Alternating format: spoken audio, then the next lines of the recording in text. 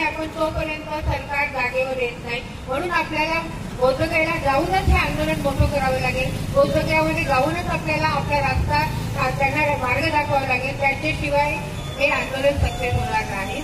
आणि सरकारवरती जोपर्यंत दबाव येत नाही, सरकारला जोपर्यंत त्यांच्या नुकसान होत नाही, काही ना काही सरकारचं नुकसान तर आपल्याला युक्त्या करावं लागतील की सरकारचं कुठे नुकसान होत नाही.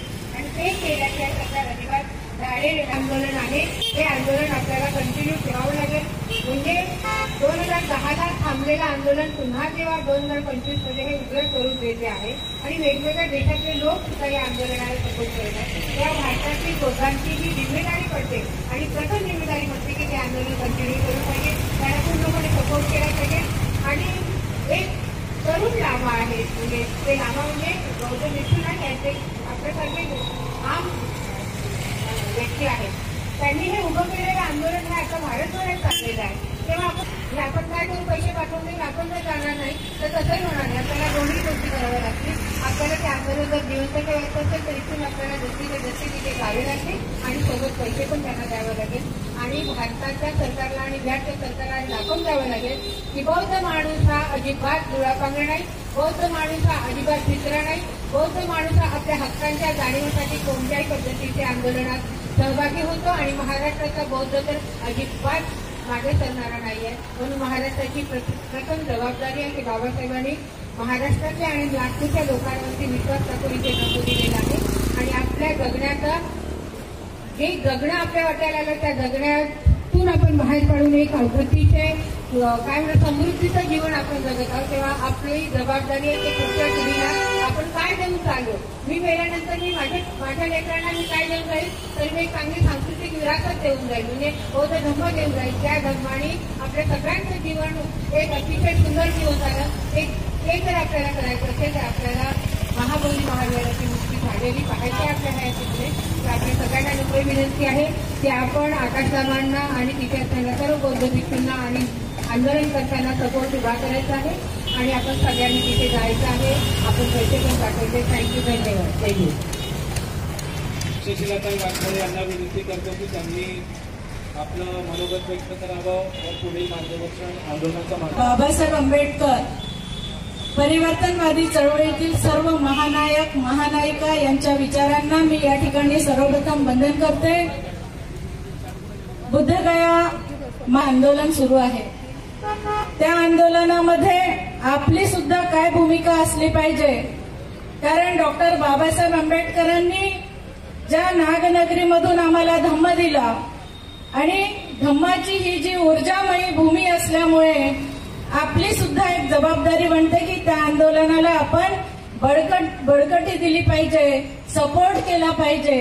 या ठिकाणी उपस्थित या धरणे आंदोलनामध्ये सन्माननीय भिक्खू संघ, सन्माननीय भिक्खुनी संघ ज्यांनी या कार्यक्रमाचं धरणे आंदोलनाचं आयोजन केले ते सन्माननीय विशाल आर्यबोधीजी, रंजनाताई वासेजी, ज्यांच्या या ठिकाणी मार्गदर्शन झाले अशा चळवळीतील ज्येष्ठ नेत्या छायाताई खोब्रागडेजी, पखाले साहेब फसाटेजी, पदाधिकारी ज्योती आवळेताई, बोधिपखिया धम्म फाउंडेशनच्या सन्माननीय अध्यक्षा मेहता चित्ताजी, विशाखा सिकांनो आणि सातत्याने या बुद्धगया मुक्ती आंदोलनासाठी सातत्य चौकामध्ये सुद्धा खूप मोठ्या प्रमाणामध्ये धरणे आंदोलन झालं. संविधान चौकामध्ये सुद्धा रोजच सुरू आहे आणि या पद्धतीने आपण या आंदोलनाला त्या ठिकाणी आपण पाहतो की हा जो बुद्धगयाला जे काही आमचे भिक्खू संघ बसलेले आहेत, भिक्खुनी संघ बसले आहेत, जे अनेक प्रांतामधून आलेले बौद्ध उपासक उपासिका आहेत, त्यांना कुठेतरी ज्या पद्धतीने आपण पाहतो तिथे बसू देत नाही. तिथे आंदोलनामध्ये जे राजकीय सत्ता आहे त्या ठिकाणी आंदोलन दडपण्याचा मोठ्या प्रमाणावर प्रयत्न होत आहे. म्हणून आपली नैतिक जबाबदारी आहे. आपण जर स्वतःला आपण बुद्ध म्हणत आहोत, म्हणजे एकीकडे जी सरकार आहे, जी मनोवादी प्रवृत्तीची जी सरकार आहे, कुठेतरी जे सर्व जे आपण पाहतो की धर्मस्थळ जे आहेत ते त्यांच्या धर्माच्या धम्मगुरूच्या ताब्यामध्ये आहे. मग बुद्धगयाच काय बौद्धांच्या हातामध्ये नाही? बुद्धगया महाविहार का बौद्ध धम्माच्या जे धम्मभिक्षू आहेत त्यांच्या हातामध्ये का नाही? यासाठी गच्छामि तदीयम्पि संघं आदियामि अदिन्नदाना वेरमणि सिक्खापदं समादियामि कामेषु मिच्छाचारा वेरमणि सिक्खापदं समादियामि मुसावादा वेरमणि सिक्खापदं समादियामि सुरामेरय मज्जपमादठाना वेरमणि सिक्खापदं समादियामि कुशलस्य उपसम्पदा सचित्तपर्योदपनम् एतं बुद्धानुशासनम् साधु साधु साधु बुद्धं नमामि धम्मं नमामि संघं नमामि। सर्वांना नमो बुद्धाय जय। तथागत भगवान गौतम बुद्धांचा तथागत भगवान गौतम बुद्धांचा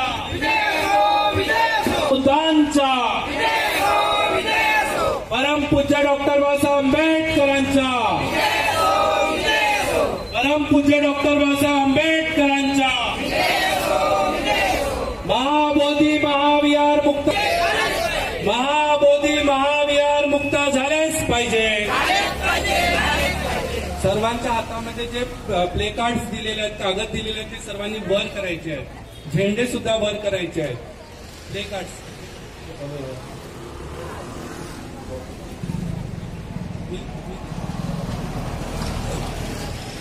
महाबोधी महाविहार मुक्त झालेच पाहिजे। महाबोधी महाविहार मुक्त झालेच पाहिजे। महाबोधी महाविहार मुक्त झालेच महाबोधी महाविहार मुक्त झालेच पाहिजे।